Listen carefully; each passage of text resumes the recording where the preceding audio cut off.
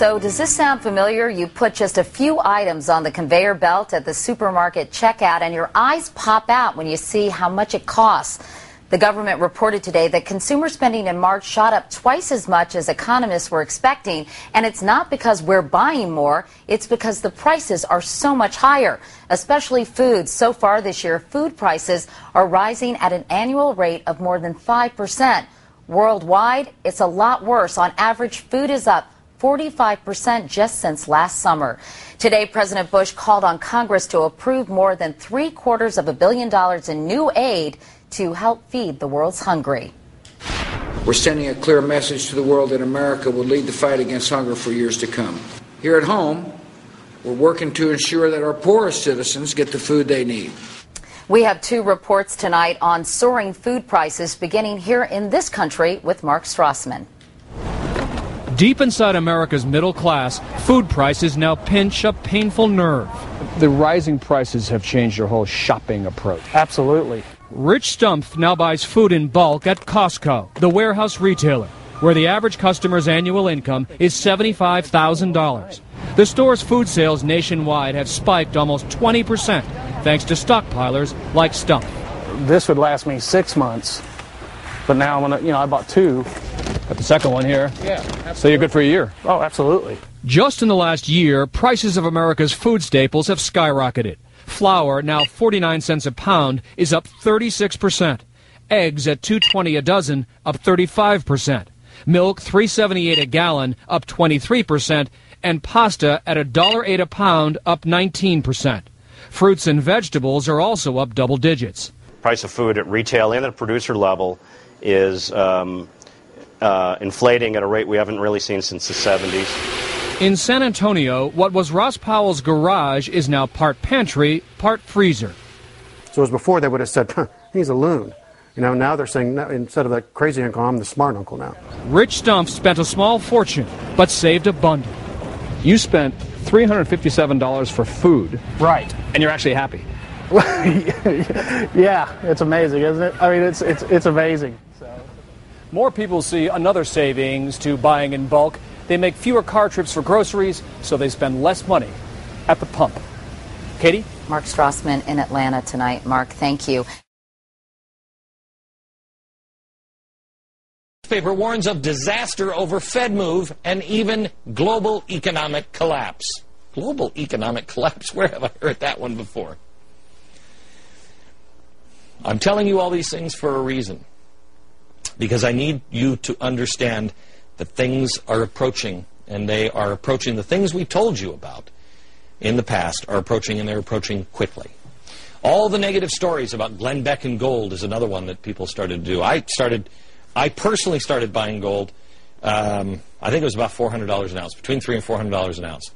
I think I picked up one of my clients at about $700 an ounce and started telling people on my radio program to buy gold for an advertisement.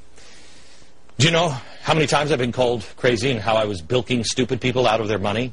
Do you know that gold hit a record high today of $1,400 an ounce? Gosh, that means you would have doubled your money. And I didn't even ever say, buy it as an investment. I have no idea what gold's going to do. It's volatile. It could crash tomorrow. I've said, buy it as an insurance policy. Why? Because they're going to monetize our debt. Ooh, wait a minute. That's exactly what they're doing. And yet I was called crazy when I said they were going to do that.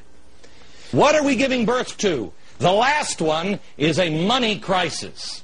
I have been warning you that we are on the same path to repeat the same exact mistakes as the Weimar Republic. We've hit the top of our debt standard. Nobody's going to want to loan to us. And so what happens? When we can't fund it through loans, or we can't afford the interest, we'll just start printing more money, and we're printing it like there's no tomorrow. Well, this is what leads to things like bread in a wheelbarrow. Here's where the rest of the world is starting to line up and blame us, and that is what we've done to our dollar. You got it? You got it? This I said under George W. Bush. The bought and paid for critics of mine will always from there he goes talking about Hitler again and completely missing the point, which is this. Germany financially collapsed That's kind of a historic fact, and it's kind of important not to glaze over that, isn't it? How did it collapse? Why did it collapse? What did they do? We should probably know the answer to that. Well, here it is. They monetized their debt. Did we learn our lesson from that?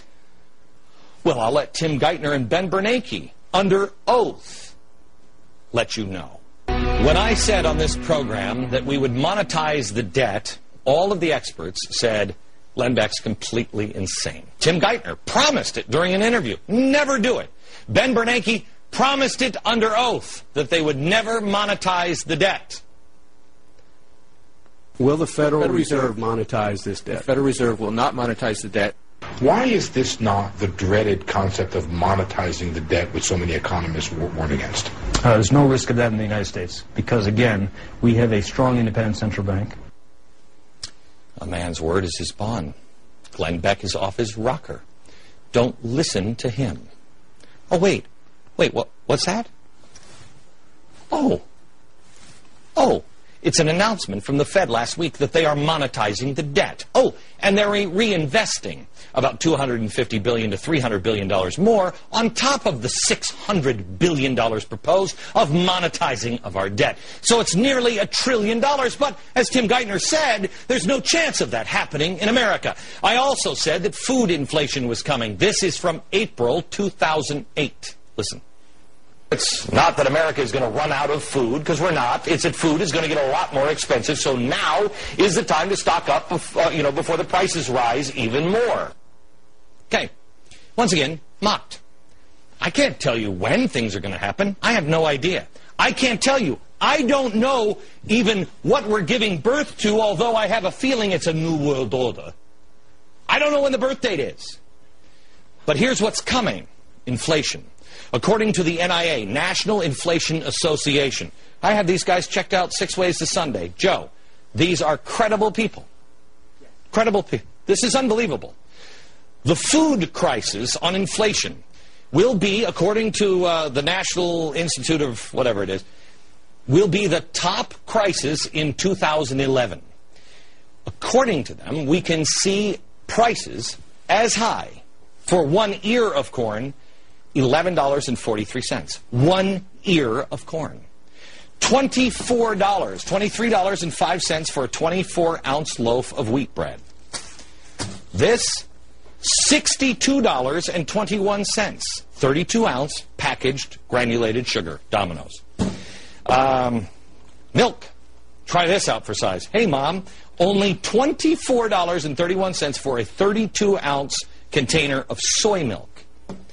Coffee, $77.71 for an 11.5-ounce container of Folgers Classic Roast Coffee.